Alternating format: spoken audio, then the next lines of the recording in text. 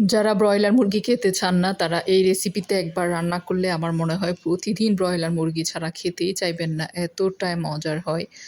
আসসালামু আলাইকুম সবাইকে, আশা করি সবাই ভালো আছেন। আলহামদুলিল্লাহ আমিও ভালো আছি। আজকে একটা মজার রেসিপি নিয়ে এসেছি, এটা যে এত মজার হয় একবার হলেও ট্রাই করে দেখবেন, আর রেসিপি ভালো লাগলে লাইক কমেন্ট শেয়ার করবেন। তাহলে চলুন দেখে নিই কীভাবে আমি এই ব্রয়লার মুরগিটা রান্না করলাম। এখানে দেখেন আমি সরিষা আর সাদা তিল নিয়ে নিয়েছি ২ টেবিল চামচ। এরপরে এখানে বাদাম আর আদা নিয়েছি। বাদাম যেকোনো দিলেই হবে। আ এখন এগুলা সব পাটায় বেটে নিব ভালো করে। একদম মিহি করে বেটে নিতে হবে। তারপর আমি এখানে দিয়ে দিব কয়েকটা কাঁচা মরিচ। এরপরে আবার দিয়ে দিব আমি আরও ২-৩ টা শুকনা মরিচ। কারণ আমি এখানে কোনো গুঁড়া মরিচ ইউজ করব না। জাস্ট কাঁচা মরিচ আর শুকনা মরিচটাই দিব। তবে মিহি করে বেটে নেবেন ভালো করে। ৩ টা শুকনো মরিচও দিয়ে দিয়েছি। এখন এগুলো সব বেটে এক সাইড করে রেখে দিলাম। রান্নাতে চলে এসেছি।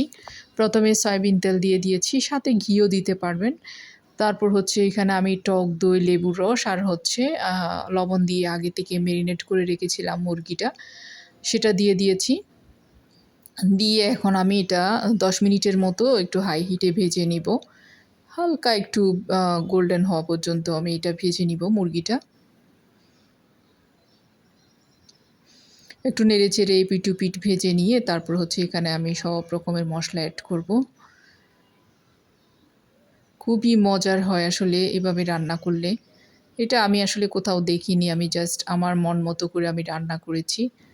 আমি প্রায় সময় দেখা যায় যে এভাবে করে রান্নার উপরে আমি এক্সপেরিমেন্ট চালিয়ে থাকি। এখানে আমি পেঁয়াজ বাটা দিয়েছি 1/2 কাপের মতো। তারপর যে মশলাগুলো আমি বেটে নিয়েছিলাম সবগুলা এক এক করে দিয়ে দিচ্ছি।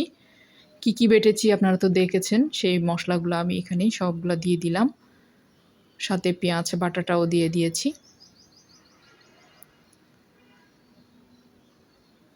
এই রান্নাটা আমি কিন্তু কারো কাছে দেখেই করিনি। আর কারো কাছে দেখে কোনো রেসিপিটা করতে গেলে সেটা আসলে আমার বেশিরভাগ সময় পারফেক্ট হয় না।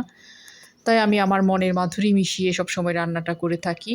এখানে প্রায় ১ টেবিল চামচের বেশি হবে রসুন বাটা দিয়েছি, যেহেতু আমার মুরগি বেশ কয়েক পিস আছে বড়, বড়। খুব ভালো করে একটু কষিয়ে নিচ্ছি। কষাতে, কষাতে এখানে দিয়েছি আমি ধনে গুঁড়া, জিরা গুঁড়া, তারপর জয়ফল, জয়ত্রী গুঁড়া। মোট কথা সব রকমের মশলা এখানে মিক্স করা আছে, সেখান থেকে দিয়ে দিয়েছি। গরম মশলার মধ্যে যা, যা লাগে সব মশলা একসাথে মিক্স করে সেটা দিয়ে দিয়েছি। আপনাদের কাছে যেই মশলাটা থাকবে সেটা দেবেন, সাথে জয়ফল, জয়ত্রীর গুঁড়া দিয়ে দিবেন। অল্প পরিমাণে, বেশি দেওয়া যাবে না। টক দই দিয়ে দিয়েছি আমি আবারও প্রায় ২ টেবিল চামচের মতো। প্রথমে আমি কিন্তু টক দই দিয়ে মেরিনেট করেছিলাম এটা। এখন আবার ২ টেবিল চামচ টক দই ফেটিয়ে ভালো করে দিয়ে দিয়েছি। এখন জাস্ট একটু নাড়াচাড়া করব। চুলাটা হাই হিটে আছে, কষানো হয়ে যাচ্ছে কিন্তু হাই হিটে থাকতে, থাকতে। এখন আমি জাস্ট পানি দিয়ে দিচ্ছি, একটু গরম পানি একদম। সবসময় আমি তরকারিতে গরম পানি ব্যবহার করি। আর গরম পানি দিলেই কিন্তু তরকারির টেস্টটা খুব ভালো হয়। নেড়েচেড়ে ঢাকনা দিয়ে রান্না করে নিব।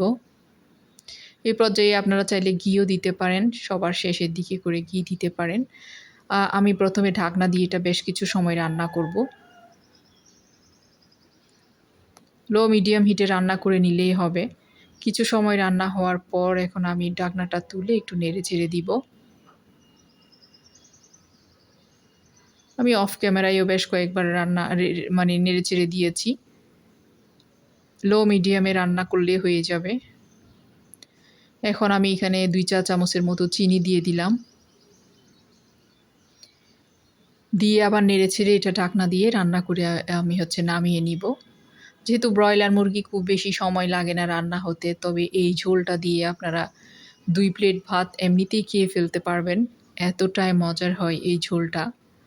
বাচ্চারা তো ভীষণ পছন্দ করবে। দেখেন ঝোলটা দেখেই বোঝা যাচ্ছে যে এটা কতটা মজার হতে পারে।